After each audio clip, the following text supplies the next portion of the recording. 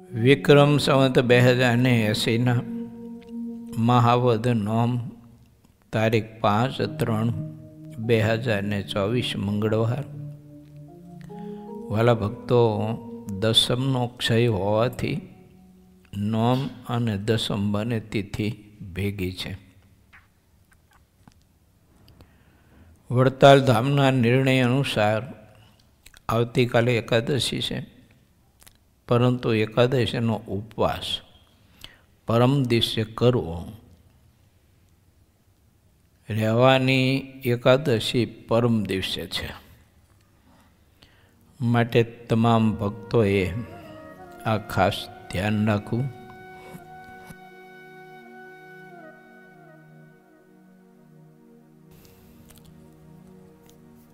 સિદ્ધાનંદ સ્વામીએ 19મા પૂરના 28મા તરંગમાં દંભી માણસોથી ભગવાનના ભક્તે ચેતતું રહેવું, દંભી માણસો સાથે ભગવાનના ભક્તોએ સત્સંગ પણ ન કરવો, તેમજ આ લોકના વ્યવહારો પણ કોઈ પ્રકારના ન કરવા. ત્યાગી અને ગ્રસ્ત બંને માટે છે. એક જગ્યાએ એવું બનેલું, સંસ્થામાં એક માણસ રસોઈ દેવા માટે આવ્યો અને એવી મીઠી મીઠી ભાવથી વાતો કરી અને જે કોઠારને ભંડાર સંભાળતા હતા તેને સંતોને કહી અને આવતીકાલે સારામાં સારી રસોઈ બનાવો, ખર્ચ જે થાય તે. ચિંતા ન કરતા કે આપણે કે ખર્ચ સામું ન જોતા, સારામાં સારી રસોઈ કરો. ભલા સંતો કે શું બનાવશું, તમે કોઈ બનાવી, અને ના ના કે સંતો સારામાં સારું કરો કે. તે બોલો, કાજુ બદામ અને બેસનના લોટનો મેસૂબ કરાયો, 3 પ્રકારનો. કાજુ બદામનો કરાયો અને બેસનના લોટનો પણ મેસૂબ કરાયો. દાળ ભાત રોટલી પૂરી, 2 પ્રકારના ભજીયા, ચટણી, સંભારો, 2 શાક, 1 કઠોળ, 1 લીલોતરી, પાપડ, પાછા મરચાં ભરી અને તરેલા કરાવ્યા, મરચાંના ભજીયા. સરસ મજાની રસોઈ કરાવી, ભાવથી ઠાકોરજીને જમાડ્યા. બધા સંતો, હરિભક્તો જેમાં, વિદ્યાર્થી બધા જેમાં ખૂબ ભાવથી પીસીને બધાને ખૂબ જમાડ્યા.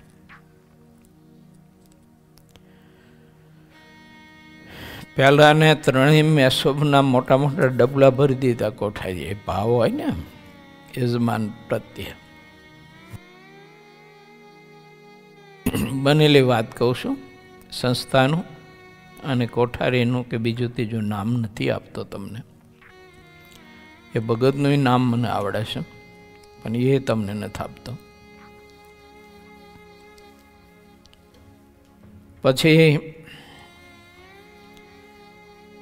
પેલો ભગત બહુ મોટો માણસ હોય એની જેમ એવું કરો કે આ પ્રસાદીના ડબલા મારી ગાડી મુકાઈ દો. કોઠારીએ બધા ડબલા ગાડીમાં મુકાવ્યા. પછી કે હવે બિલ તૈયાર કરી દો અને મારે થોડું કામ છે ગામમાં, તે જરાક કામ કરતો આવું ને એક સંબંધી છે એને મળતો આવું, પછી તમે બિલ તૈયાર કરીને રાખો એટલે બિલ હું ભરી દઉં. કોઠારીએ બિલ તૈયાર કરીને રાખ્યું.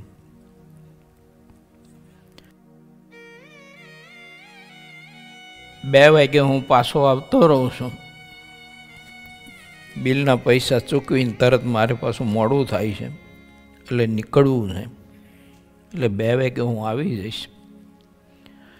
એટલે કોઠારીએ બિચારે 2 વાગ્યા સુધી રાહ જોઈ. 2 હવા 2 થયા, 2:30 થયા, 3 થયા, 4 વાગ્યા, 5 વાગ્યા. પછી તો સંધ્યા આરતી ને સ્તુતિ ને ઠાકોરજી પઢી ગયા, પેલા કોઠારી રાહ જોતા રહ્યા તો આજની તારીખ સુધી હજી નથી આવ્યો બિલ ભરવા. આવા બધા દંભી અને કપટી માણસો હોય છે કે દેવને પણ છેતરતા હોય છે, સંસ્થાને પણ છેતરતા હોય છે, સંતોને, ભક્તોને, સમાજને, ભલા ભોળા લોકોને પણ બહુ છેતરતા હોય છે દંભી માણસો. એટલે આ લોકોનો વ્યવહાર છે ને એ પણ દંભી માણસો સાથે કરવો નહીં. અને સત્સંગ તો ન જ કરાય એના થકી, પણ વ્યવહારે કોઈ પણ પ્રકારનો ન કરાય. કોઈ ચીજ વસ્તુ પદાર્થ ધન વગેરે વગેરે લેવા દેવાનો વ્યવહાર આવા દંભી અને કપટી માણસો પાસે કરાય નહીં. એની સાથે જેને સુખી થવું હોય એ બધાએ આ ઉપદેશ ગ્રહણ કરવો, જીવનમાં ઉતારવો. ઘણી વખત શું છે કે આપણે સાંભળી છીએ પણ જીવનમાં અમલમાં લેતા નથી. પછી કપટીમાં કોઈ હોય માણસ, ત્યાગીમાંય હોય, ગ્રસ્તમાંય હોય, તમારા ઘરમાં પણ હોય, તમારા પરિવારમાં પણ હોય, તમારા દીકરા દીકરીઓ પણ હોઈ શકે, તમારી પત્ની પણ હોઈ શકે, પત્ની માટે પતિ પણ હોઈ શકે.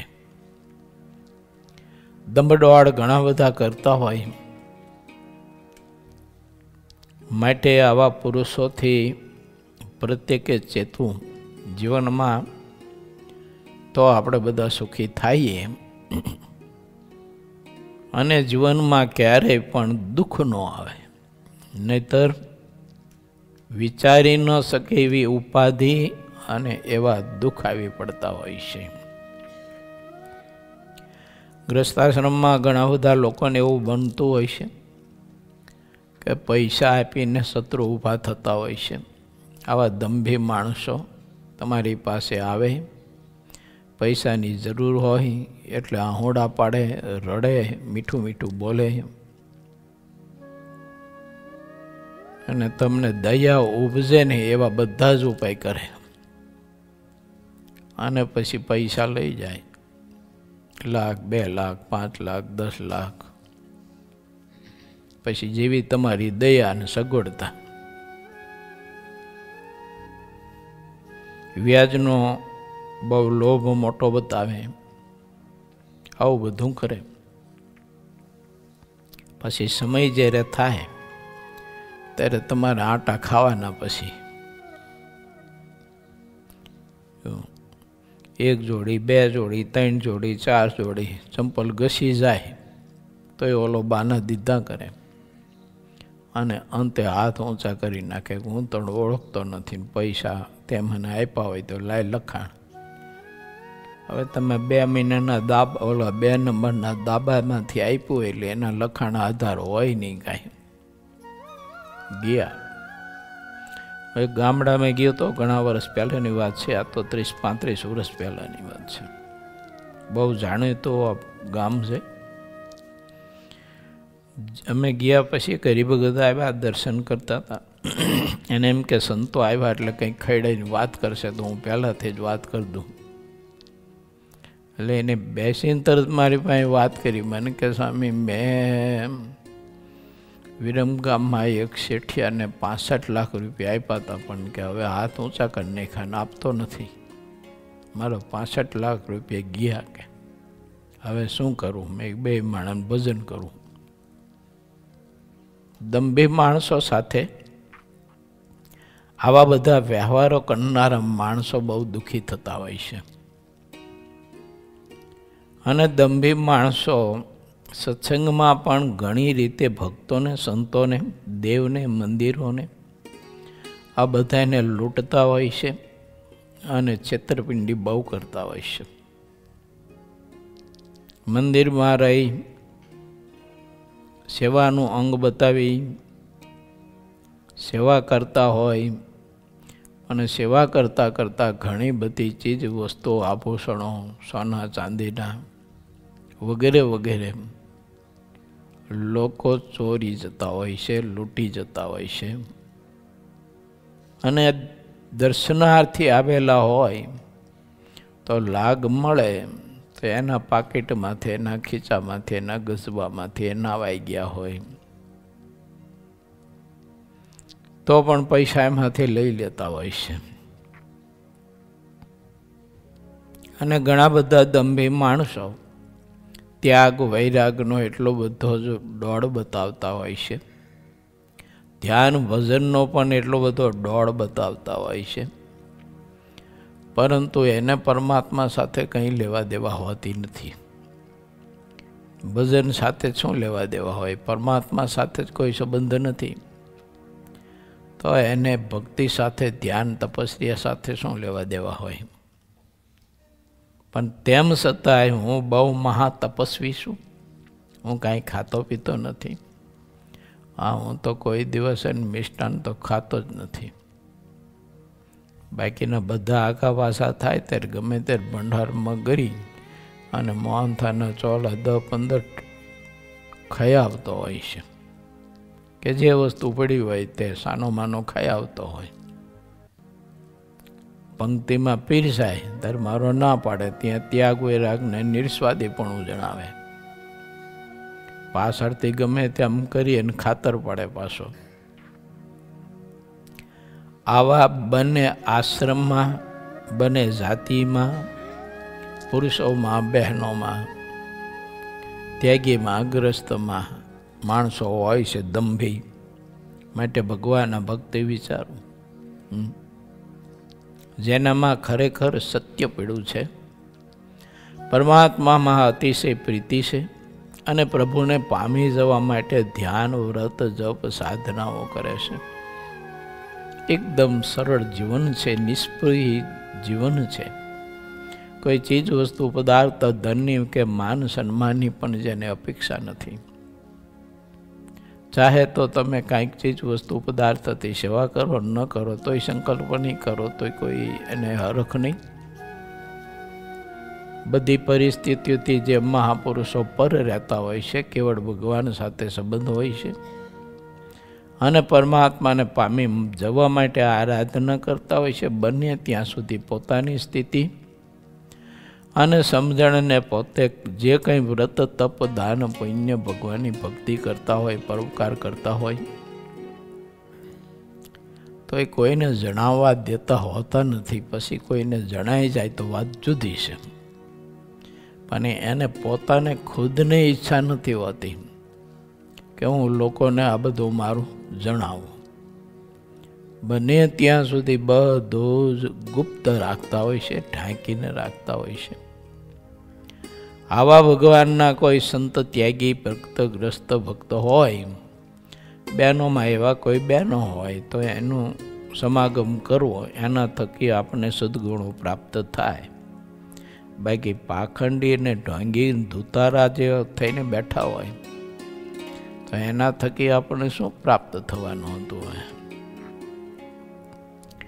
એટલે ભગવાનના ભક્તિ આવી બધી શીખ લેવી, જીવનમાં પાછું ઉતારવું. નહીંતર આ લોકોની ધન સંપત્તિના મોટા વ્યાજના લોભે કરીને માણસો ઘણા બધા છે ને અટવાઈ જતા હોય છે અને દુઃખી થતા હોય છે. મેં એ હરિભગતને કહ્યું હતું, મેં કીધું તમે આટલા બધા 65 લાખ રૂપિયા એને આપ્યા તે કાંઈક તો વિચાર કરવો જોઈએ ને. પણ મને કે વ્યાજ બહુ મોટું દેતો હતો, કે 2-4 વખત વ્યાજ પણ મને આપ્યું. એટલે આટલું બધું મોટું ઊંચું વ્યાજ આપતો હોય એટલે પછી સ્વાભાવિક છે કે અમને એમ થાય કે હલો ભાઈ આપણે આને દઈ, વ્યાજ ઘણું આપે છે. વિચારવું જોઈએ. હંમેશા કોઈ પણ કામ કરો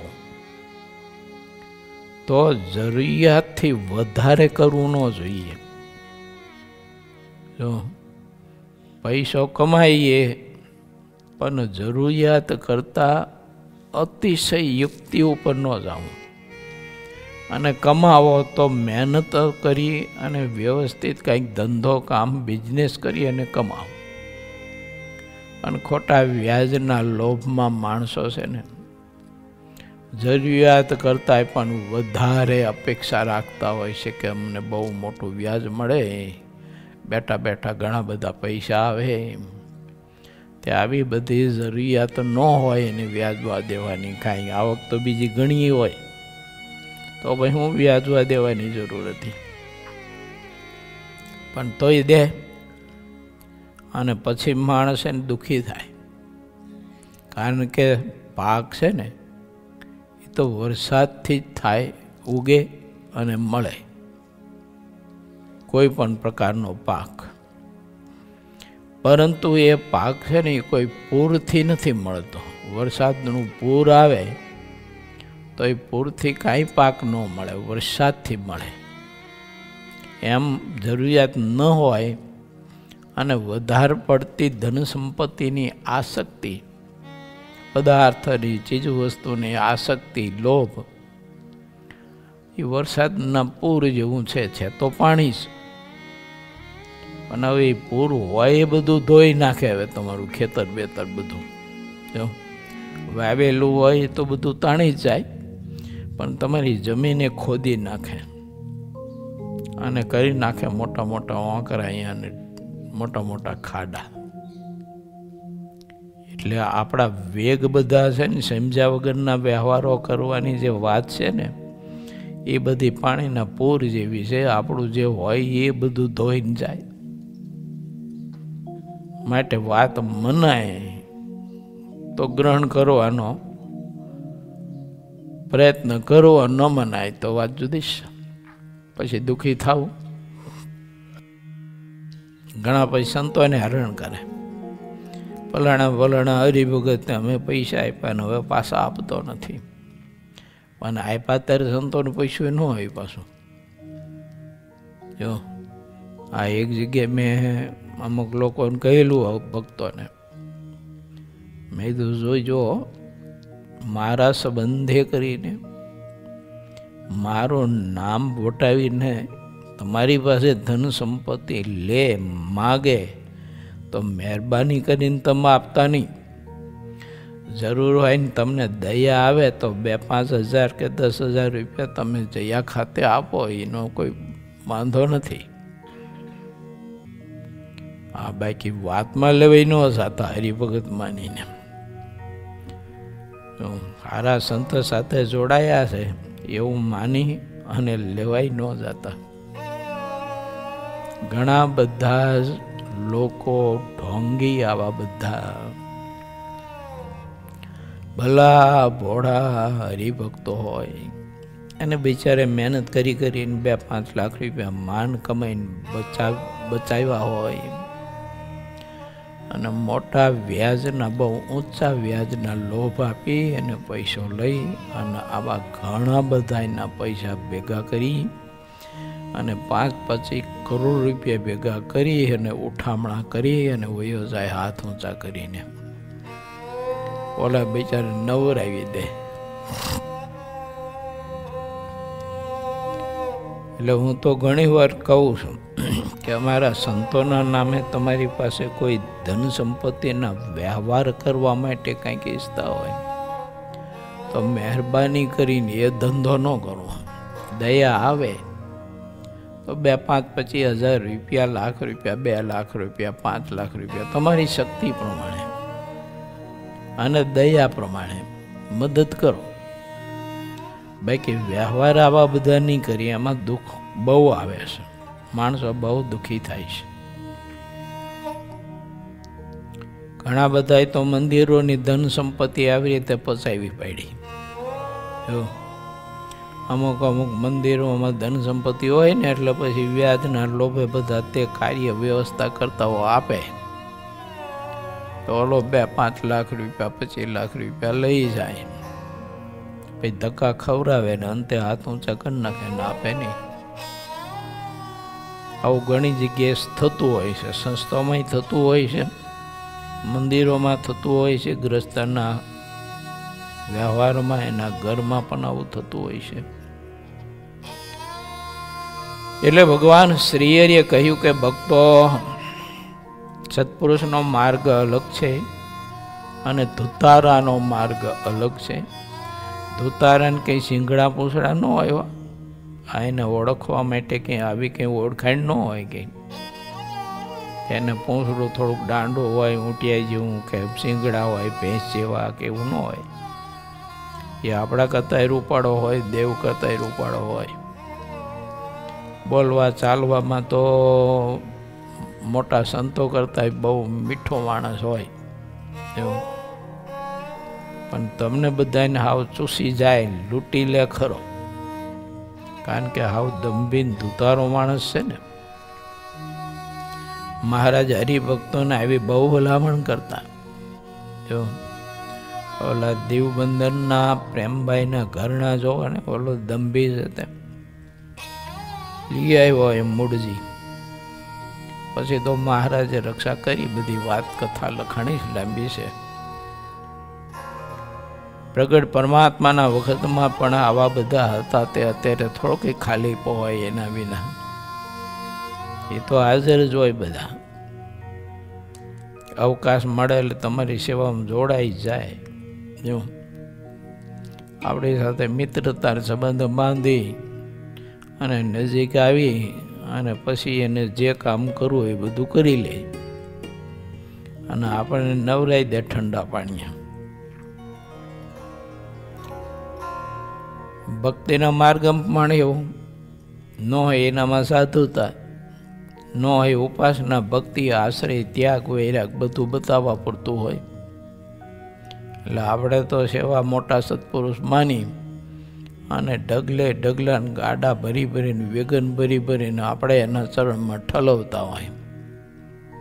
ખાવાની, ઓઢવાની, પહેરવાની, બીજી ત્રીજી ધન સંપત્તિ, લાખો કરોડો રૂપિયા માણસો અર્પણ કરતા હોય છે. જાણ્યા નહીં, જોયું નહીં, ઓલો હતો નકરો દંભી, એને ભક્તિ સાથે કોઈ સંબંધ હતો નહીં. અને આવો બધો ઘણી વખત સમાજ પછી પાછળથી પસ્તાતો હોય છે. પણ એ રાંડા પૈસાના ડાપણ જેવું છે. એટલે પુણ્યદાનમાં કે બીજા ત્રીજામાં બધામાં સત્સંગ કરવામાં, સમાગમ કરવામાં, સેવા કરવામાં પણ સામેનું પાત્ર છે ને એ જોવું તો પડે. દેવાનંદ સામે તો આખું પદ બનાવ્યું. બોલો, વિવેકી નરને એમ વિચારીને જોવું ને બધા પદ બનાવ્યું છે. કુપાત્રમાં દાન દેવું તે બીજ ખારામાં બોરવું રે. મજાની પદાવલી છે. સંતોએ એ પણ આપણું ધ્યાન રાખ્યું છે. મહારાજે પણ એ ધ્યાન રાખ્યું છે કે અમારા આશ્રિત કોઈ જગ્યાએ આવી રીતે દંભીથી છેતરાઈ ન જાય અને જ્યાં ત્યાં દાન દઈ દે નહીં. જો બહુ વખાણ કરતા હોય તો લોકો પછી ડગલા કરવા માંડી પડે અને જ્યાં દીધા જેવું હોય અહીંયા આપે નહીં. પાછા ઉગે એવું હોય ત્યાં વાવે નહીં, ન ઉગે એવું હોય અહીંયા ડગલા કરી દે. કારણ કે પ્રશંસા બહુ થાય છે ને, વખાણ અને પ્રશંસા ને વખાણ તો બધાને હવને મીઠી લાગે એમ. એટલે રૂપિયાના ડગલા કરી નાખે. લાખ, 2 લાખ, 25, 50 લાખ, કરોડ, 2 કરોડ, 5, 25 કરોડ રૂપિયા આપે. અને ખરેખર ભગવાનના સાચા સંતો હોય ને, ખરેખરી સાચી પ્રવૃત્તિ કરતા હોય તો એની પાસેથી માન, સન્માન ને ખુશામતી પ્રશંસા હોય એવું કંઈ હોય નહીં, મળે નહીં. એ ઈચ્છતાય ન હોય. એ તો સ્વાભાવિક પરમાત્માની ઈચ્છાથી જે થતી હોય તે પ્રવૃત્તિ કરતા હોય. એ પ્રવૃત્તિ કરવાનો એને કોઈ રાગ ન હોય કે લક્ષ્ય ન હોય. એને લક્ષ્ય તો ભગવાન ભજવાનું હોય. અને પરમાત્માની ભક્તિ કરતાં કરતાં સત્સંગ સંવર્ધનનું જે કંઈ કાર્ય થતું હોય કે મુમુક્ષુના પોષણ માટેનું, તો એ બધું કાર્ય કરતા હોય. પણ ઓલો દંભી કરે છે અને આવા સંત કરે છે, બેયના કાર્યમાં ભેદ છે. અને એ ભેદ કોઈ સમજી શકે નહીં. સાચા સંતને ઓળખવા એ તો બહુ કામ કઠણ છે. એને ઓળખવા કામ કઠણ છે તો એ જે કાર્ય કરતા હોય એ કાર્યના હેતુને સમજવું તો કેટલો કઠિન પડે. એ તો કોઈક વિલ્લા એવા નીકળે કે સાચી રીતે સમજી શકે આ બાકી બહુધા 99% ઉપાડશે ને ખુશામતીના કારણે પુણ્યદાન થતા હોય છે, વ્રત જપ કે બીજું ત્રીજું જે કંઈ સાધન થતું હોય છે. આત્મકલ્યાણ માટે કરનારા જીવ બહુ જુજ હોય છે, બહુ ઓછા હોય છે. ઘણા બધા અમે અમારા જીવનમાં પ્રસંગો જોયા છે કે એવા સરળ સાદા અને સીધા સાધુ હોય, ભગવાનની ભક્તિ કરનારા ખૂબ હોય, ભજન ખૂબ કરતા હોય. તો હરિભક્તોનો સમાજ તો ઘણો આવતો હોય, પણ એવા ભલા ભોળા સીધા સંતો હોય તો અહીંયા કોઈ એક પેચી ગયેલું કેરું મૂકતા નથી હોતા. અને ઓલા દંભીન પાખંડી હોય ને સારું સારું મીઠું મીઠું બોલતા હોય, વખાણ કરીને આપણે દાદા ખાચર ઘડીકમાં બનાવી દેતા હોય, તો અહીંયા આપણે ઢગલા કરતા હોય, ફળ ફૂલ મેવા મીઠાઈ ધન સંપત્તિ વગેરે વગેરેના. આવું બધું થતું હોય છે. મૂડીમાં મોહન ભગત હતા, બહુ તપસ્વી ભજનાનંદી પુરુષ હતા. એમને એક વખત સંકલ્પ કર્યો હતો કે 1-2 વર્ષ ફરાર ઉપર રહેવું છે, પણ ફરાર આપે કોણ એમને? મંદિરથી તો અનાજ મળે, ફરાર તો મળે નહીં. એકાદશી એવું હોય ત્યારે મળે, બાકી તો મળે નહીં. પછી અમે 2 સંતો, હું ને ઘનશ્યામ સ્વામી જે ધામમાં ગયા ને, અમારા ગુરુભાઈ, યા તો હું સાધુ થયો ને ત્યારે પ્રારંભની વાત કરું છું તમને. અહીં ધાંગધ્રામાં મેં મોહન ભગત માટે જોરી માગવા આવ્યા હતા, અને એ વખતે હરિભક્તોની કોઈ ઓળખાણ હતી નહીં ધાંગધ્રામાં. પણ ભગવાનજીભાઈ ગાંધી એ સાયકલ લઈને અમારી સાથે જોરી આવ્યા હતા. એની સાયકલ આરે ઓલી ઠેલિયું ટીંગાડી જોરીઓની, અને ઘેરે ઘેરે પછી જોરી માગવા અમે ગયા હતા. કોઈ હામો આપે ને કોઈ મગફળી આપે ને કોઈ તેલ આપે ને કોઈ ઘી આપે ને કોઈ ગોળ આપે ને આમ જોરી માગી. અને વરદાળા એમને એકલા જ હતા મોહન ભગત, એટલે વરદાળા સુધી એમને ફરાર ચાલે એવી જોરી ધાંગધ્રામાં કરી અને મોહન ભગતને અમે આપીને સેવા કરેલી. બહુ રાજી થયેલા. પણ આવા ભગવાનના ભક્ત હોય એની કોઈ સંભાળ નથી લેતું હતું. માટે સત્સંગમાં થોડુંક વિચારવું તો ખરું કે હું તમારી પાસે દંભ દોડ કરતો હોય અને તમે મારી પાસે આવી અને મેવા મીઠાઈના ધનના ઢગલા કરતા હોય ને કોઈ બીજા બિચારા સાધુ સાચા હોય, કોઈ એવા ભગવાનના પાર્ષદ હોય, ખૂબ ધ્યાન ભજન કરતા હોય, સત્યપરાયણ જીવન જીવતા હોય, આવા નિર્માની હોય, સરળ હોય, અયાચક વ્રતધારી હોય, કોઈ પાસે માગતા ન હોય, આવા કોઈ ભજનાનંદી સંત પાર્ષદો કે ભગવાનના ભક્તો, હું તો કહું હરિભગત હોય એવા, તો એની સંભાવના કરો ને તો ઠાકોરજી બહુ રાજી થાય. અને એની સેવા કરો તો ઠાકોરજી અઢળક ને અઢળક રાજી થાય. એટલે ભગવાનના ભક્તે આ બધો વિવેક શીખવો.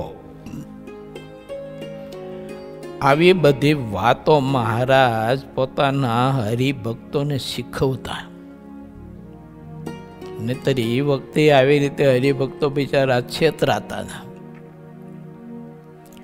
એટલે મહારાજને એને મોટા પરમહંસોને થતું કે આ જગતમાં, આ સૃષ્ટિ ઉપર આવા બધા દંભીને દોડ કરનારા તો ઘણા હોય, અને આ ભલા ભોળા ભક્તોને છેતરી અને એની પાસેથી મનમાયનું બધું મેળવી અને ન કરવાનું અનેક પ્રકારનો અધર્મ કરે, અને આ બધા ભક્તો બિચારા છેતરાય છે.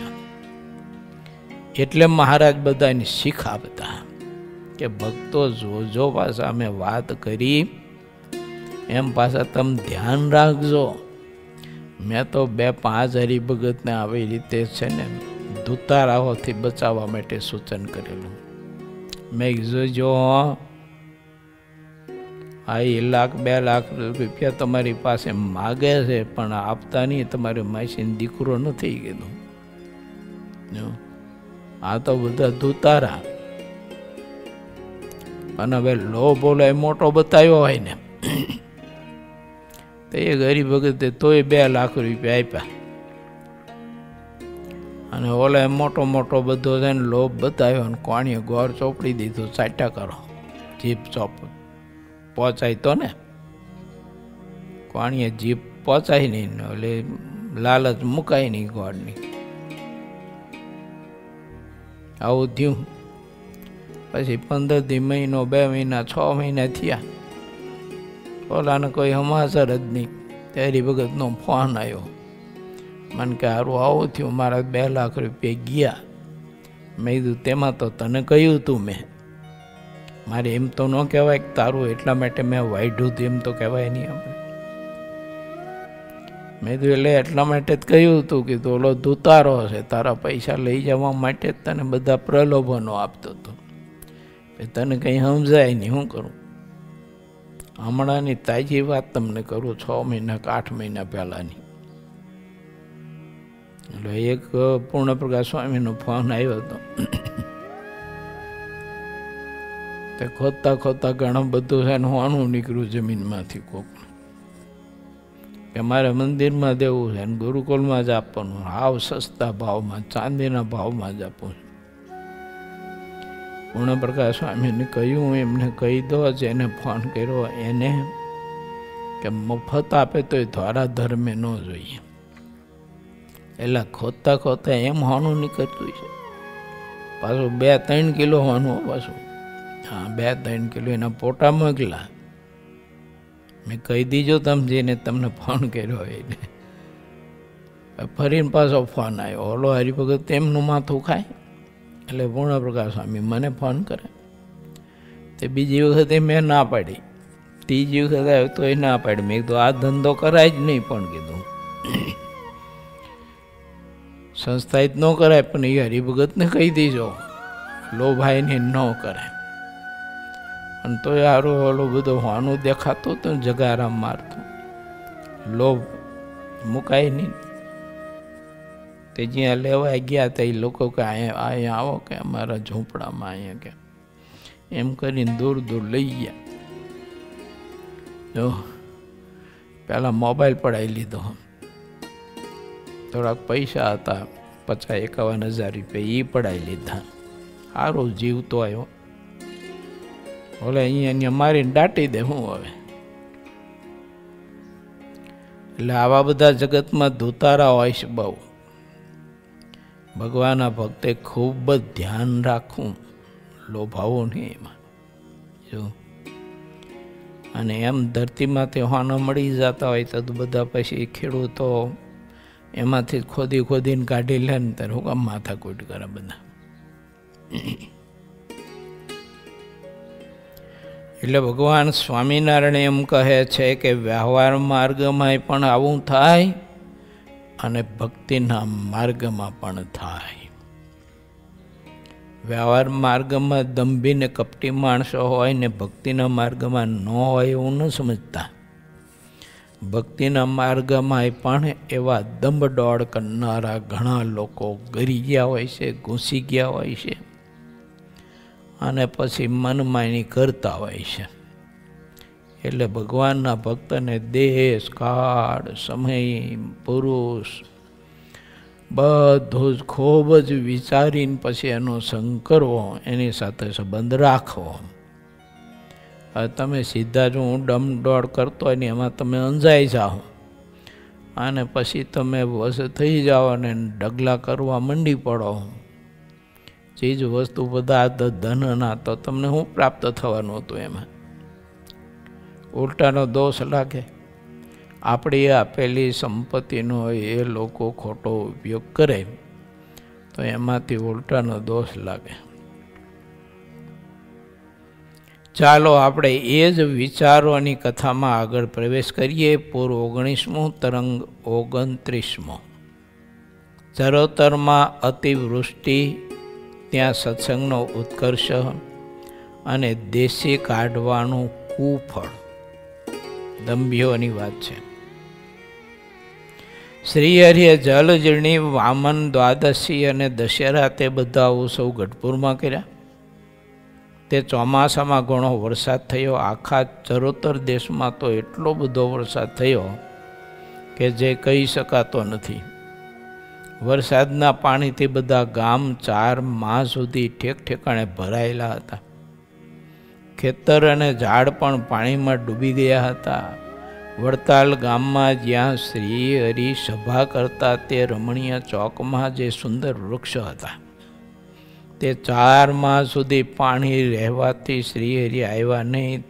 તેથી માનો કે વૃક્ષ બધા ઉદાસ થઈ ગયા હોય ને તેમ બધા જળમૂળથી હુકાઈ ગયા.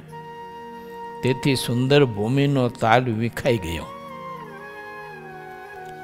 શ્રીહરિએ ગઢપુરમાં જ્યારે તે વાત સાંભળી ત્યારે તે વૃક્ષના પોતે વખાણ કર્યા. ચિત્તચોર શ્રીહરિએ વડતાલમાં વખાણ કરતાં કહ્યું હતું, જ્યારે અમે અહીંયા સભા કરીએ છીએ ત્યારે અમને અક્ષરધામ જેવું લાગે છે. આ સભાને અક્ષરધામની સભામાં એકતા જણાય છે એવી આ સભા આ ઠેકાણે લાગે છે. ચરોતરમાં ક્યારેય આટલું બધું પાણી ભરાયું ન હતું. ભૂકંપ થયો અને આ અતિવૃષ્ટિ થઈ, તેથી કૂવાના બધા પાણી થોડા ઉપર આવી ગયા. જમીન પાણીમાં ડૂબી ગઈ. તેનાથી તેમાં ઘણો સુધારો થયો. પછી ચરોતરના જેટલા લોકો આવતા તેટલા શ્રીહરિ આગળ વાતો કરતા કે ડાંગરના ખેતર ચરોતરમાં અમે ક્યારેય સાંભળ્યા ન હતા. હવે તો ગામે ગામ ડાંગર થવા લાગી છે અને તેને અમે આપની કૃપા માનીએ છીએ. પ્રભુ, અમારે ત્યાં શેરડીના વાડ ક્યારેય નજરે દેખાતા નહીં. હવે તો ગામે ગામ શેરડીના વાડ થવા માંડ્યા. તેમાં પણ આપની જ કૃપા રહી છે. મહારાજ, આપે ચરોતરમાં વારંવાર આવીને ઘણી વાર યજ્ઞ કર્યા છે. તેનાથી ઇન્દ્ર પ્રસન્ન થયા અને દેશમાં પાણી કરી દીધું છે. પછી શ્રીહરિએ દિવાળી, અન્નકૂટ, હુતાશની, ફૂલદોલ અને રામનવમી આ બધા ઉત્સવો અનુપમ રીતે કર્યા. સારી ખેતી થવાથી આખો ચરોતર પ્રદેશ સમૃદ્ધિવાળો થઈ ગયો. અત્યારે તો ઘણા પાટીદારો સત્સંગ કરતા થયા છે. આખા ચરોતર પ્રદેશમાં જે મુખી પાટીદારો રહેતા હતા તેમને બહુ જ માન હતું. માન એ જ એમનું જીવન હોય. જેમ જેમ તેને માન આપે તે તેમને બહુ જ પ્રિય લાગતું. પણ સત્સંગની સમજણ કરીને તેમને માન રહ્યું નહીં ને બધું ટળી ગયું. માન સ્વભાવ એવો કે જેમ જેમ મળે ને તેમ વધતું જાય. માટે માન ઈચ્છવું નહીં. હરિ ઈચ્છાથી આવતું હોય તો પ્રભુ પ્રસાદ માનીને સ્વીકારો, અને એની અપેક્ષા રાખવી નહીં. ને તર વધતું જાય છે ને તો માન એક દિવસ આપણને સત્સંગમાંથી ઉપાડશે અને સત્સંગથી વિખૂટા કરશે. મહારાજે વચનાત્મા વાત કરીશ. મહારાજ કે જેટલા કામે કરીને નથી પીડા ને એટલા માને કરીને પીડા છે. આ વાત મહારાજ કે જાણી રાખજો. ભગવાનના ભક્તે કોઈ પ્રકારનું માન ઈચ્છવું નહીં. અને કોઈ આપે માન, સન્માન કરે તો સન્માન કરનારને ખૂબ જ ભાવથી ને અતિ ઊંચાઈથી જોઈજો કે એ તો એમની અતિ ઉદારતા છે, બહુ ઊંચાઈ છે એટલે મારું સન્માન કરે છે. હકીકતમાં હું સન્માનને પાત્ર જ નથી. મારામાં એવા કોઈ ગુણ નથી કે હું સન્માન જીરવી શકું. કોઈ સન્માન કરે ત્યારે થોડાક આવા વિચારો જો માણસ કરે તો માન છે ને એ વધે નહીં, ઘટે. અને માન વધે છે ને એ તો બહુ ભયંકર નુકસાન છે. ત્યાગીને કે ગ્રસ્તને, બહેનોને કે પુરુષોને, ગુરુને કે શિષ્યને, રાજાને કે રંગને, બાપને કે બેટાને, માન બધાય નુકસાનકારક છે. બહુ શિષ્યો તરફથી ગુરુને માન મળતું હોય ને તો એ ગુરુમાં પછી ક્યારેક ગંડવા ગરી જાય નક્કી નહીં. ગોપાળાન સ્વામી લખ્યું છે, એક મનુષ્ય, 2 મનુષ્ય, 25 મનુષ્ય, 100 મનુષ્ય માને પછી એને ગંડવા થાય. અને એના ભેડા રહેતા હોય મનુષ્ય તે રોગને ન જાણે તો એને ગંડવા થઈ જાય છે. પછી એને ગંડવા થઈ જાય એટલે એ મનાવા પૂજાવા માટે એના ગુરુના ગુણ ચારે ભેજું ગાયા કરે. અમારા ગુરુ તો આવા ધ્યાનના અંગવાળા છે ને અમારા ગુરુ તો ખાતા નથી ને પીતા નથી ને હોતા નથી ને જાતા નથી ને અમારા ગુરુ ઊભા નથી રહેતા ને બેસતા નથી ને અમારા ગુરુ તો અખંડ અખંડ ભગવાન પરાયણ જ રહેશે કે એમને તો કંઈ દુનિયાદારીની કંઈ પડી જ નથી. આવો બધો ગંડવા થઈ જાય. હવે એના ગુરુમાં એ માંડ્યું એકેય લક્ષણ ન હોય, નકરા કો લક્ષણ, નકરો ઢોંગી મુઓ હોય. અને ઓલા વખાણ કરી કરી કરી કરી અને એને ગુરુને ઊંચો તો ઊંચો રાખે તેઠો જ ન આવવા દે. અને પછી જ્યારે સમય આવે ને ત્યારે ઉપરથી બધી હેઠો પડે તો બધું ભાંગીને ભૂકો થઈ જાય આખું શરીર. માટે વિચારવું, આપણા કોઈ વખાણ કરે તો વિચાર કરવા કે એ માયલું છે અંદર, એવા ગુણ છે, એવું નિર્માનીપણું છે આપણા નથી. અને શિષ્ય ગુરુના વખાણ કરતા હોય આવી રીતે ખોટા, આચા કરતા તો વાંધોય નથી, કરવાય જોઈએ. કે પોતાના ગુરુની સાચી ઓળખાણ તો સમાજને કરાવીએ તો શિષ્યનો એક પરમ ધર્મ છે. પણ ખોટી બોરી પ્રશંસા નહીં, આમ ખુશામતીઓ નહીં, અતિશય યુક્તિઓ નહીં. એના ગુરુમાં કાંઈ એ માયલું ન હોય અને પછી ઓલા બધા લઈ જ માંડ્યા હોય તે ગંડવા કહેવાય. અને એ ગંડવાનો રોગ પછી ચેલાઓને થઈ જાય એટલે પરંપરા ચાલે કે અમારા ગુરુને આવી રીતે ચાલતું હતું એટલે એ પછી એનો એકાદો 2-5 ચેલા પાછા ઊભા કરે કે તારે મારા વખાણ કરવાના, મારો મહિમા સમજાવવાનો, તારે મને રોજ બધા ભારે એમ દંડવટ કરવાના, મને પરિદક્ષિણા કરવાની. એટલે બધા ભાડે એમ તું કરીશ એટલે બીજા બધા મને દંડવટ કરશે ને પરિક્રમા કરશે ને.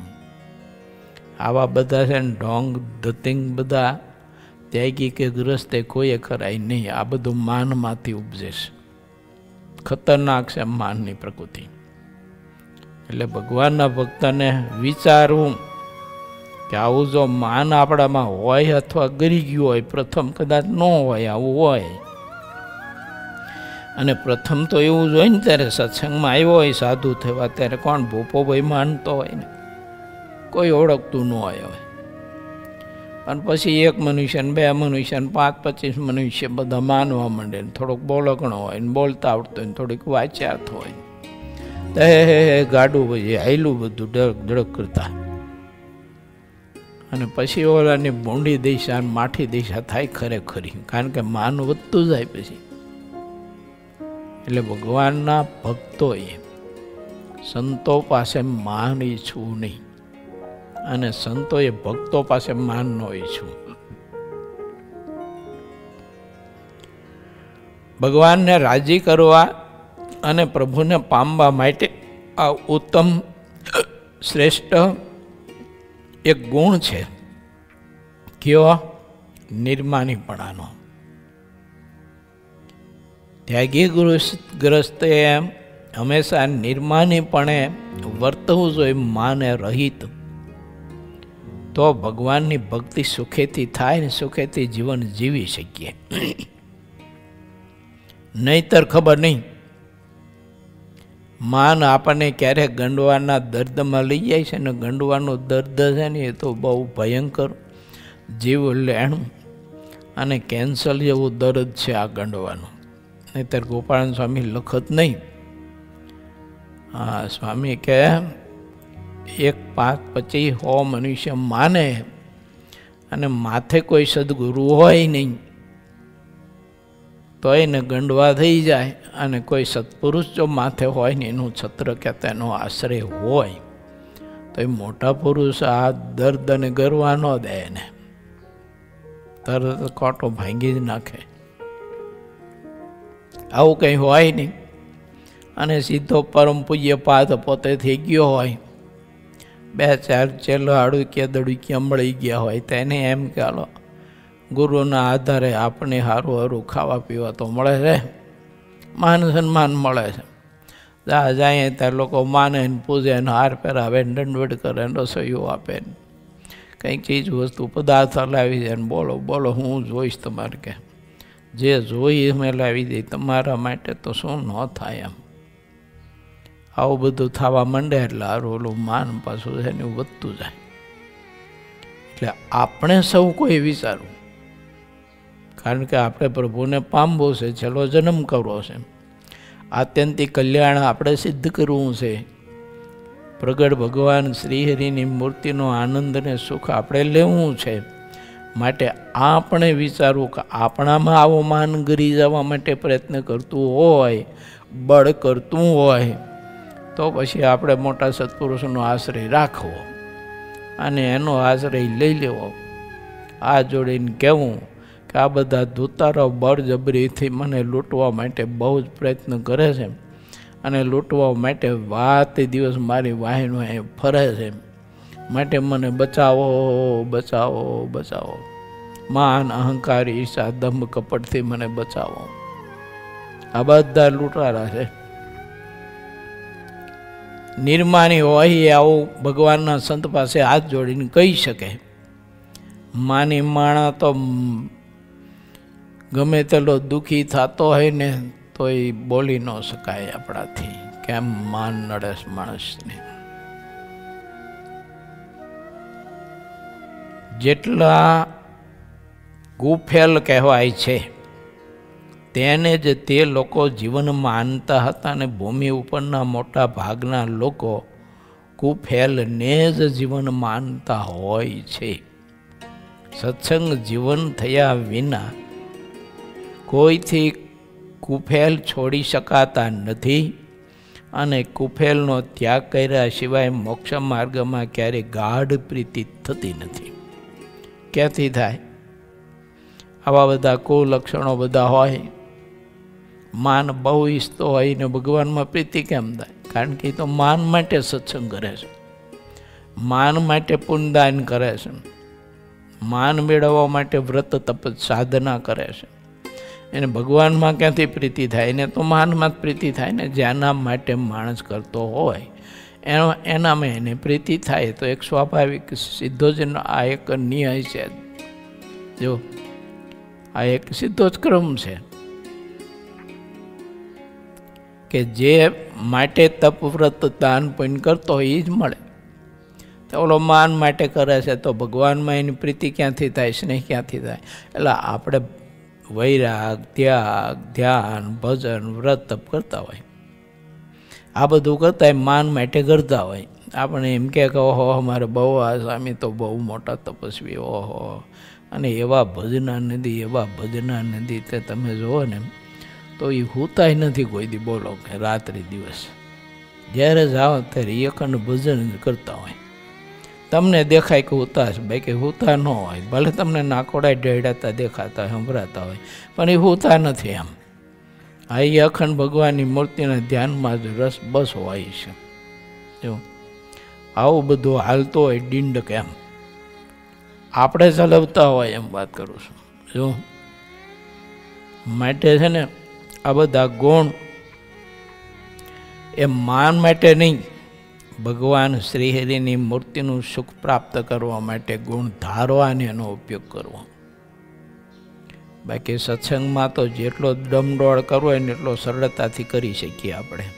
વ્યવસ્થા તેવી છે, શું કરો તમે? સારી રીતે કરી શકો. બોલો આવા દમદોડ કરવા આવીને તો સત્સંગમાં સારી રીતે કરી શકીએ, કારણ કે વ્યવસ્થા જેવી છે. અને જેને ભગવાન ભજવા હોય તો એ સારી રીતે ભગવાન પણ ભજી શકે, એ પણ વ્યવસ્થા છે. રિયો આધાર આપણી સમજણ ઉપર અને પરમાત્માને પામી જવા માટેની ભૂખ ઉપર. સત્સંગ જીવન થયા વિના કોઈથી કુફેલ છોડી શકાતા જ નથી. જો સાચો સત્સંગ જ્યાં સુધી ન થાય, સાચા સંતને સેવે નહીં, ત્યાં સુધી એનામાં આવી સમજણ ક્યાંથી આવે? તે કુફેલ છોડે. જેટલા કુફેલી લોકો હતા તે તેવા ફેલી સંતોને પરમ સંત માનતા હતા. એવું નહીં, એ સજાતીમાં જે થાય વિજાતીમાં થોડુંક થાય. હંસ અને બગલા બંને શ્વેત છે, બંનેના વેશમાં તલવાર પણ ફેર નથી. પરંતુ જેટલા કુફેલી લોકો હોય છે તે હંસને બગલો કરીને કહે છે અને બગલાને હંસ કરીને કહે છે, અર્થાત સંતને અસંત અને અસંતને સંત કહે છે. કુફેલી લોકોનું આવું ચલણ હોય છે. ઈશ્વર જ્યાં જેનું જેવું ચલણ હોય ત્યાં તેવું રહેવા દે છે, પણ ક્યાં જીવ અને ક્યાં ઈશ્વર, ક્યાં અણુ ને ક્યાં ગરુડ, ગરુડને અણુ સા લેખામાં, તેમ ઈશ્વર જીવને પણ હું જેવો દેખે છે. અને જીવ જેવા અણુ સરખા જો ઈશ્વર થઈ જતા હોય તો ઈશ્વરને ઈશ્વર કોણ કહે? માટે સત્ય તે સત્ય, પરમાત્મા તે પરમાત્મા, સંત તે સંત, સાધુતા તે સાધુતા. ને પનીને ઓળખવું જોઈએ, પારખવું જોઈએ.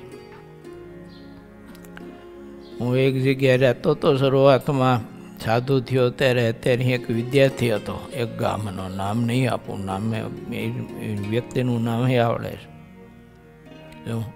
અને એ આપણા સંપ્રદાયમાં કોઈ એક ઢોંગી ઢોંગ કરતો તો એમાં જોડાયેલો ને એને ગુરુ માને. મારું રોજ માથું ખાય, મને કે રામસ્વામી તમારી સાધુતા બહુ અજબ ગજબની છો કે, અને તમે આટલા બધા વ્રત તપ કરો છો, આવી સાધુતા છે. એટલે મને પછી કે ફલાણા બાપાની સાથે તમે જો જોડાઈ જાવ ને, ફલાણા બાપાની સાથે નામ દેતો મને જો, અને એ બાપાને સારી રીતે ઢોંગ કરતા જોયેલા પાછા મેં, તો એની સાથે જોડાઈ જાવ ને તો કે તમારો ઓહો જગતમાં કે માન વધી જાય. એટલે 2-5 ગાડીઓ તમારી હારે ફરતી હોય ને એ તમને આમ બેસો ત્યાં તમને ગાડલા પાથરી દે, તમારી માટે લોકો કાંઈક બધું છે ને, ધન સંપત્તિ બધું ઘણું બધું કરે. મને કે જોડાઈ જાવ ને એને હારે.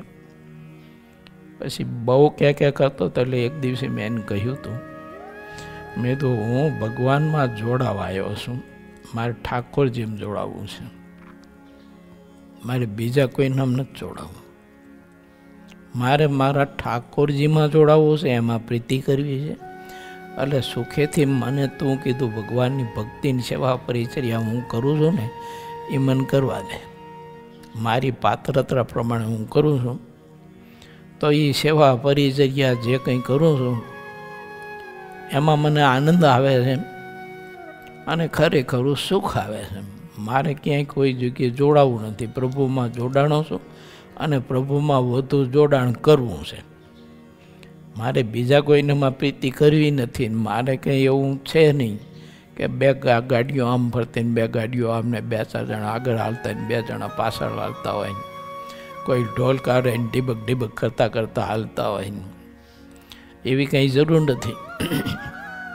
માટે મહેરબાની કરીને આ વાત તો મારી પાસે ન કરી, પણ તો ઓલો મીંડો જ હોય તમારે. મારો અનુભવ નહીં જ કહું તમને. જો આ તો ઠાકોરજી બચાવે આપણને આવામાંથી, બાકી તો એમાં તો સારું બચવું અઘરું છે. આપણે મીઠું તો લાગે જ ને ત્યારે. અને એ પ્રારંભની ભૂમિકામાં ભોપોભાઈ આપણે કોઈ માનતું ન હોય પાછું, ત્યારે એમ તો થાય જ ને કે આપણને સીધું જ જો આવું મળી જતું હોય એક ગુરુપદ, અને હારા ધનવાન લોકો ગાડીઓવાળા બધા આપણે માનવા પૂજવા માંડે, તો એ સારું મીઠું તો લાગે જ ને. ત્યારે ખબર નહીં હોય એ વખતે, બહુ સમજણ તો નથી, જ્ઞાન તો હતું નહીં, આજે નથી. પણ મહારાજે બચાવ્યો કે ઠાકોરજી એમાં લપસીને પડવા ન દીધો. જો હા, બાકી એને બહુ પ્રયત્ન કર્યા, એમ બહુ પ્રયત્ન કર્યા. જ્યાં સુધી અહીંયા ભણ્યો ત્યાં સુધી ચાલુ જ રાખ્યું એને. અને આવા માણસો બધા ગુંદરીએ હોય એમ જા એ તેડીને જેમ ચોટે આપણને. એટલે બહુ ધ્યાન રાખવું જોઈએ. આવું બધું થાય એનો સંભવ છો જો. અને પછી કોઈ આવા મળી જાય તો પછી આપણે જઈએ ભગવાનને સંતને મૂકીને ગુરુ ગુરુને મૂકીને પછી ભાગી એસી ગુરુ ગુરુની એસી તેસી કહે છે. હા હે આપણે મનાઈને પૂજાઈને મય સરસ મજાની ગાદે બેહવા મળે અને એ ગાડીઓ બાડીઓ બધું મળે ને આપણે લોકો ધનના ને પદાર્થના ને ફળ ફૂલના ઢગલા કરે. કેરીઓના બોક્સ આવવા માંડે. પછી એવો મજો પડી જાય પણ એને ખબર છે તારો મોક્ષ બગડશે, આમાં તારું કલ્યાણ બગડશે. તો ભલા માણસ શા માટે જગત દુનિયા છોડીને આવ્યો? સંબંધીનો શા માટે ત્યાં ત્યાગ કર્યો હતો? જરાક જોતો ખરો, લક્ષ્ય તો તપાસ તારું. એટલે સિદ્ધાનંદ સ્વામી એમ કહે છે કે પરમેશ્વરમાં ક્ષમા અને ધીરજ તે બંને ગુણ ભરપૂર રહ્યા હોય છે. પૃથ્વીમાં જે ક્ષમા તથા ધીરજ છે અને સાગરમાં જે ક્ષમા તથા ધીરજ છે તે તો પરમેશ્વરે તેને અણુ જેટલું જ આપ્યું છે. ભૂમિમાં જે સામર્થ્ય આવેલું છે તથા સાગરમાં જે સામર્થ્ય આવેલું છે તે બધું તેને પરમેશ્વરે અણુ જેટલું જ આપેલું છે. બાકી પરમાત્મા પાસે તો અપરંપાર છે. ઘણું બધું સુખ જોઈતું હોય, કાંઈ આપણે મોટપ જોતી હોય, સામર્થ્ય કાંઈ જોતું હોય તો ઠાકોરજી પાસે ઈચ્છો, બીજા કોઈ પાસે નહીં. અને એ તે આપણે પોતાની પાત્રતા જોઈને ઈચ્છવું. બાકી ભગવાનની મૂર્તિનું સુખ લેવું અને પરમાત્મામાં ગાઢ પ્રીતિ ગોપીઓના જેવી કરવી. નરસિંહ મહેતા કે તુલસીદાસ જેવી ભગવાનના સ્વરૂપમાં પ્રીતિ કરવી કે પાંચે પરમહંસો જેવી ભગવાનના સ્વરૂપમાં પ્રીતિ કરવી, એવી પરમાત્મા પાસે અપેક્ષા રાખવી. બાકી પરમાત્મા પાસે ઐશ્વર્ય સામર્થ્યની કે મનાવા પૂજાવાની અપેક્ષા રાખવી નહીં. કારણ કે આપણી પાત્રતા ન હોય, ઠાકોરજી તો દયાળુ, તે પ્રભુ આપણને ઢગલો કરીને આપી દે. ઓલા કંસે આરાધના કરી અને સમુદ્રને પાસે જઈ અને સમુદ્રને આલાને આપ્યું યુદ્ધનું કામ. અને મન માની ધન સંપત્તિ આપે ને કામ મારી સાથે યુદ્ધ કર. ભાગવતની કથા છે. એટલે સમુદ્રદેવે વિચાર્યું આ મૂર્ખની સાથે યુદ્ધ કરું, આ મૂર્ખની સાથે વિવાદ કરવો કે એને જે મગજ નથી અમુક પ્રકારનું, એની સાથે યુદ્ધ કરું એની કરતાં એને સંપત્તિ આપીને મારો શ્રેષ્ઠ છે. એટલે સમુદ્રદેવે અઢળક ધન સંપત્તિ આપી. એક તો સત્તાનું ગર્વ અને અભિમાન હતો, અને ધન સંપત્તિ મળી એટલે ઓલો ગર્વ છે ને પછી બેવડાઈ ગયો, અભિમાન બેવડાઈ ગયું. અને પછી તો ગર્ગાચાર્ય ને વસુદેવ ને દેવકીજી ને ઉદ્ધવ ને અંધક ને વગેરે વગેરે ખરેખરા ભગવાનના ભક્તો એના માંડો દ્રોહ કરવા, એના મંડો વિરોધ કરવા. એ બધાને નજર કેદ રાખી અને પોતાની હાગ જમાવીને તમારે યજ્ઞ કરવો હોય તો કંસ મહારાજાને યજ્ઞ કરો, બાકી બંધ કરો યજ્ઞ વિઘ્ન બધું. જે કાંઈ કરવું હોય તે કંસ માટે કરો. અને આવી બધી ધાક જમાવીને એટલો અહંકાર પછી આ સામે ચડ્યો એટલે ભગવાન કૃષ્ણે પછી બોચું પકડીને ઊંચા મંડપ ઉપરથી નાખ્યો હેઠો અને એક મુષ્ટિનો પ્રહાર કર્યો. તે જીભ કાઢી નાખી, હાથ એક બારી, આંખના ડોળા નીકળી ગયા અને મોઢામાંથી લોહીની ઉલટી થઈ ગઈ, લોહી નીકળી ગયું. આ કથા જ ભાગવતમાં જો. માટે પાત્રતા વિના સંપત્તિ માગવી નહીં, અને માગવી હોય તો પહેલાં પાત્રતા માગવી કે ઠાકોરજી એ પ્રભુ મારા બાપ તમે મને 100 રૂપિયા આપો તો 100 રૂપિયા હું પચાવી શકું એવી પાત્રતા મને આપજો. મને તમે કંઈક સામર્થ્ય આપો ને પ્રભુ, કંઈક બળ આપો ને, તમે મને કળા કૌશલ્ય ત્યાં કંઈક આપો ને. તો મારા નાથ મને પહેલાં પાત્રતા આપજો, પછી મને ગાવાનું આપજો, વગાડવાની કળા આપજો. જો એક છોકરો મને કહેતો મને કે ગુરુજી મારે વેકેશનમાં હું શીખું, મારે સંગીતનો શોખ છે. મેં કીધું તને હું સંકલ્પ થાય, જે સંકલ્પ થતો હોય તારે શીખવું. પછી મેં કીધું હું કરવું શીખીને? કીધું સંગીત. હું કરીશ? બોલો નહીં કાંઈ. પછી મેં એને કહ્યું, મેં કીધું સંગીત શીખવાનો સંકલ્પ કરે છે ને એને પહેલાં ઠાકોરજી પાસે સંકલ્પ કાઢજે કે હું પાત્ર થઉં, હું પાત્ર થઉં, એમ સંકલ્પ કરશે. મેં કીધું સંગીત છે ને એ રજોગુણી વિદ્યા છે, ભલભલાના છે ને ચીબડા વહેકી જાય એમાં, પાત્રતા ન હોય તો. આ તો ભગવાનની કૃપા છે, ખૂબ દયા છે. એટલે ભજન પ્રકાશ સ્વામી પરેશ ભગતમાં આપણને માન જોવા મળતું નથી. આ બાકી ઠાકોરજીની કૃપા ન હોય તો ભજન પ્રકાશ સ્વામી પરેશ ભગત તો આપણને મળે નહીં. તો એમને મળવા માટે આપણે લાઈનમાં ઊભું રહેવું પડે, બહાર બાકડે બેસવું પડે. એ કલાક 2 કલાક બેસી રહ્યો ત્યાર પછી આપણને આ સંગીતકારો મળે. એમ મળ્યા પછી પૂછે શું આવ્યા હતા, તમારો પ્રોગ્રામ કરવો હોય તો અત્યારે હું બીજી છું, અત્યારે મારા પ્રોગ્રામ લખાઈ ગયેલા છે. એ કંઈ ન લખાણ હોય તોય કહી દે લખાઈ ગયા છે. જો હા આમ છે તેમ છે, બોલો તમારે કેવું આયોજન કરવું છે, શું કરશો તમે, કેટલું કરી શકો એમ છો. આવું બધું કરી જાય અંદર આમાં સંગીતમાં તો. એટલે મેં છોકરાને કહ્યું, મેં શીખી આ સારી વાત છે, કળા શીખવી જોઈએ, આ અવસ્થા શીખવાની છે.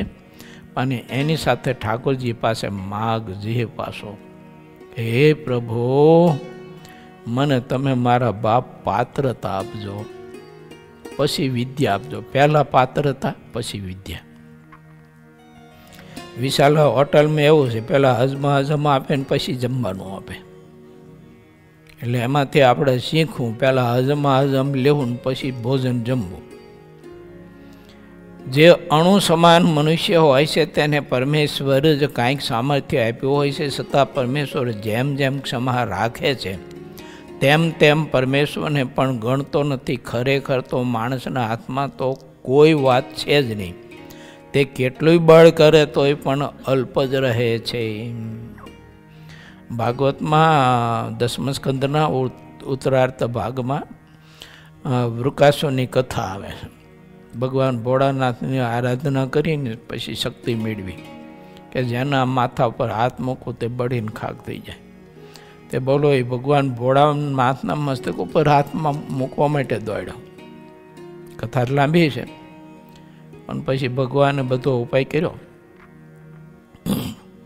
અને વૃદ્ધ માળીના રૂપમાં બેઠા અને કહ્યું તો મૂર્ખ શું કે આવે, ભલે વચન આપ્યું તને પણ પહેલાં જરાક અખાતરત કહી તારા માથા પર મૂકી તું જો હાથ, ગરમ લાગે તો લઈ લેજે અને ગરમ લાગે તો માનું કે સાચું છે વરદાન, પછી દોડ તને કોણ ના પાડે.